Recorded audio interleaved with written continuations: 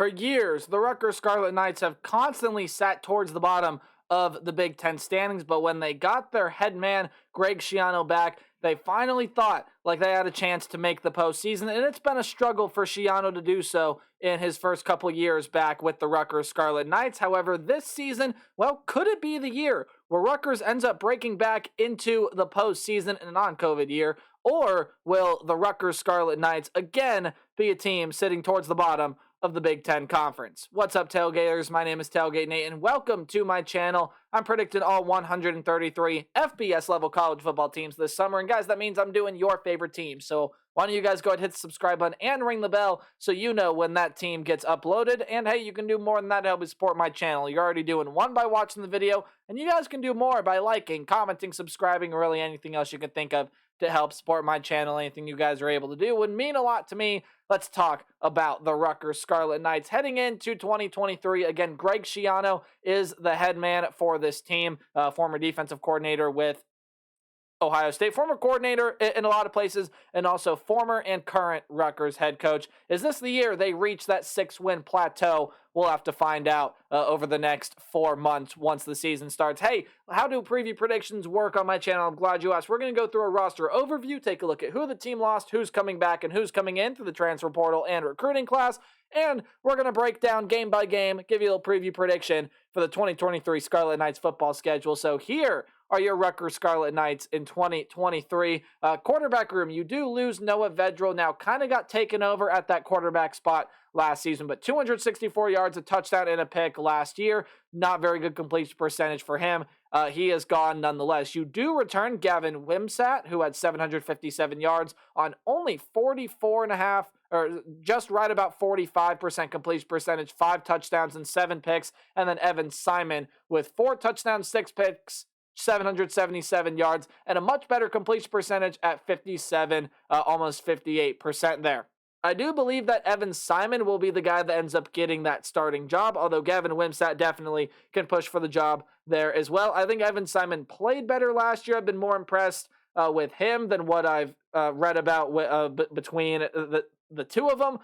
So I'm going to give it to Evan Simon here. Now, again, if Gavin Wimsatt starts, will it surprise me? No. I just think that Evan Simon overall is going to end up being the better player. He was last year, and for the most part, numbers don't lie. So we'll see what happens with the quarterback situation for the Scarlet Knights heading into 2023. Running back room, you are going to return your top 2 leading rushers from last year in Kyle Monangai, who had 445 yards and 2 touchdowns, and Sam Brown, who had 374 yards and 3 touchdowns for the team last season. In the wide receiver room, you do lose Sean Ryan, Aaron Cruikshank, and Shameen Jones, all of which were your top 3 wide receivers among, or I should say your top 3 receivers among wide receivers last year. Ryan 440 yards, Cruikshank with 385 yards, and Jones with 252 yards. Who do you return in this wide receiver room? Well, it should be Chris Long and Isaiah Washington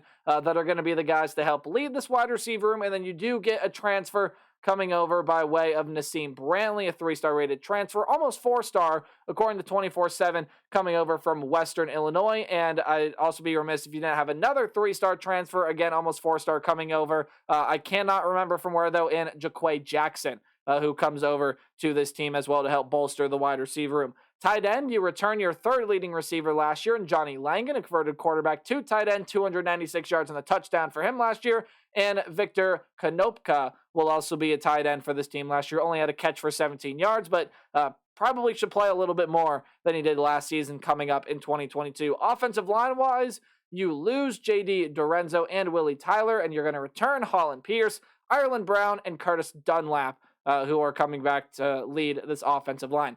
Defensively, what do we have on the side of the Scarlet Knights? Well, and again, I'm probably going to butcher this name, so I apologize sincerely. Ifeanyi Maije. I know I said that wrong. You guys can throw that down in the comment section below. But he is going to be gone off of this defensive line unit. Had 37 tackles, which was good for 7th on the team, and 2 sacks last season, which I believe was 3rd on the team behind a couple players whom I will name here in a little bit. You return Aaron Lewis and Wesley Bailey. Wesley Bailey had 3.5 sacks last year. That was your leading sack man for the Scarlet Knights last year. And Aaron Lewis had a sack and a half, 54 tackles as your 6th leading tackler last year. And then Keontae Hamilton will also be bolstering this defensive line unit, among some other names I could have thrown up on this board. In the linebacking room, you do lose Austin Dean, who had 18 tackles last year. However, a lot of your leading tacklers there do come back. Deion Jennings was the leading tackler last year with 87 tackles. Tyreen Powell also comes back. He was 2nd on the team with 3 sacks, had 70 tackles, good for 4th on the team. And then Jameer Wright Collins will come back as well, at 22 tackles last season. Defensive back room, all right, here's where the defense takes some real big hits. As Avery Young is gone, was your 2nd leading tackler, or your 3rd leading tackler, my apologies, last year. Also did have an interception for the Scarlet Knights last year. Christian Izzian was your 2nd leading tackler, also contributed a sack and a half and 5 pass defended. And Christian Braswell are going to be gone there as well. However, Desmond Igbinosun returns, my apologies, he was your 5th leading tackler last season. Also, Robert Longerbeam and Max Melton return to bolster the secondary, and you get a couple transfers coming over as well. Eric Rogers comes over by way of Northern Illinois, 4-star rated transfer, and then Flip Dixon comes over by way of the Minnesota Golden Gophers. Your head coach for the Scarlet Knights is Greg Schiano, offensive coordinator, a familiar name among Big Ten fans in Kirk Soraka, and defensive coordinator in Joe Harasimiak. My apologies, and I believe I said that last name wrong as well, but hey, you guys can feel free to correct me. Here are the 2023 Scarlet Knights football schedule. We're going to go through game by game, give it a preview prediction. If you see a game underlined, it's going to be a home game. Any game on the road is in italics or the slanted text. Any game that I highlight in green is a game that I have Rutgers being able to win easily. Any game in yellow is okay, the other team puts up a fight, but Rutgers should still walk away with a win at the end of the day, and red, of course, is a loss. So without further ado, let's predict the Scarlet Knights in 2023. It starts off with the Northwestern Wildcats. Now, don't count out Pat Fitzgerald. Just don't do it. He's a very dangerous man when you count him out.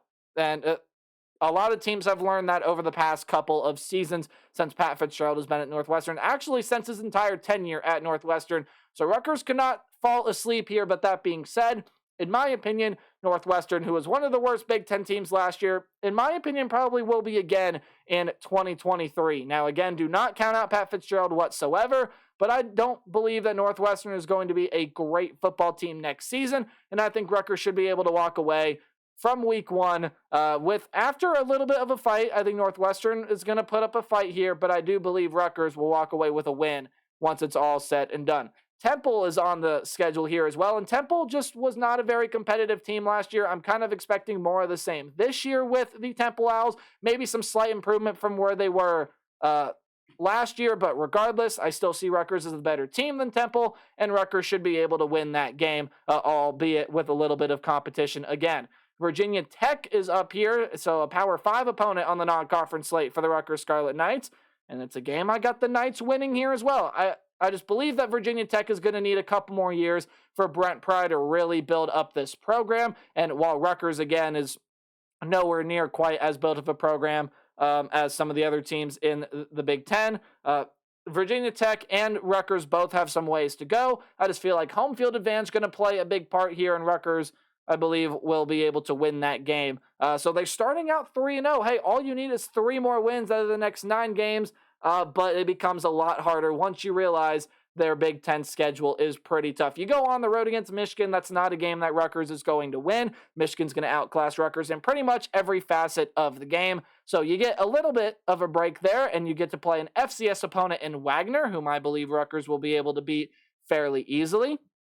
So, hey, there you go. You already got 4 wins. You need 2 more. You need 2 more games, and there are definitely games on the schedule that are winnable for Rutgers to do it. However, their next game in Wisconsin is not one of them. Some people believe Luke Fickell is going to need a couple years in Madison, and I believe this year he's got all the pieces he needs. He's got a really good quarterback in Tanner Mordecai. The defense is going to be really good. He's got a really good running back room and an underrated wide receiver room that not a lot of people are really paying close attention to, again, with that change in quarterback. Going to be a change in offensive system. This is still going to be a very physical defense. And I think Wisconsin, again, outclasses Rutgers in every single position. So Rutgers going on the road in Camp Randall, I don't think going to have much luck. So then you come back home This, in my opinion, is a very winnable game here against Michigan State. There are a lot of questions with the Spartans. What does the quarterback situation look like for Michigan State? Who's going to step up in place of Jaden Reed and Keon Coleman being gone? And while the defense does have some very good pieces, that is where I see Michigan State being able to come on the road and win this game. I think there are some very good defensive pieces here for Michigan State. I think they're going to be able to stop whatever Rutgers is going to be able to throw at them. Well, virtually. Rutgers, I think, is going to be able to make some plays, but the Michigan State defense steps up big, and with the Spartans offense by this point in the season, I think it'll find a couple things that really works for it. So Michigan State, I believe, going to be able to win that game there. Same thing here with Indiana. Now, I do not think Indiana, I've said this before, is going to be a great team. In fact, they're losing a lot of talent to the transfer portal, and it's a year where Tom Allen maybe could be seeing his way out the door. However, I do believe Indiana is going to win at least one Big Ten game this season, and I believe that they have the ability to be very competitive with the Rutgers Scarlet Knights, and it is a road game going to be played in Bloomington here, so I do pick the Indiana Hoosiers there to win that game. And hey, they may be losing a lot of talent. They've got some solid pieces there. Maybe Tom Allen needs more time, but the Indiana Hoosiers, I believe, will walk away victorious. And then your last four games, just really hard. Rutgers is not going to pull off any sort of big upset in Piscataway against the Ohio State Buckeyes. Again, much like Michigan, Wisconsin, they're going to outclass Rutgers in pretty much every position. Iowa, that offense is not going to be as bad as it was last year. They picked up a lot of pieces from the transfer portal to help fix it, and that Iowa offense, or defense, is still going to be really, really good. And I just said offense, so I'll say it again, but that offense is going to get better, and Rutgers is not going to go on the road playing in Kinnick Stadium and be able to win that game. It's just not going to happen. They're also going on the road to play in Happy Valley, and Penn State is a very legitimate team this year. Drew Aller, when you look at the running back room, it's loaded. That defense has got a lot of very nice pieces, and Penn State, I think, is a very deep team as well. So even if, say, like a starter here and there gets hurt, I think there are some guys behind them that are going to be really, really good. So Penn State, going to be a legitimate team. Rutgers is not going on the road in Happy Valley and pulling off that win.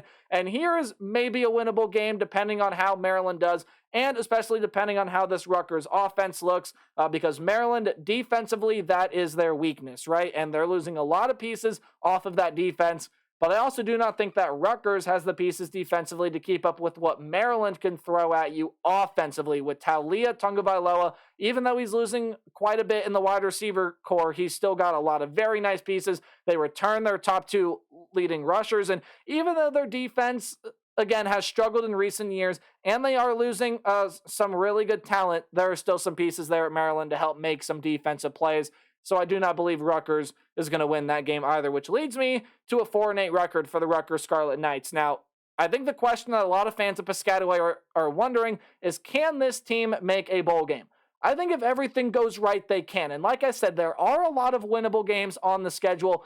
You got the 4 wins that I've highlighted there, and I think there are 3 more that you can really win. Michigan State, I think, is one of them, especially with all the questions that they have offensively. Indiana is one of them. Don't think they're going to be very competitive. And then maybe, depending on how Maryland looks this year, that game in Week 13 could be winnable for them as well. But I got them sitting at 4-8.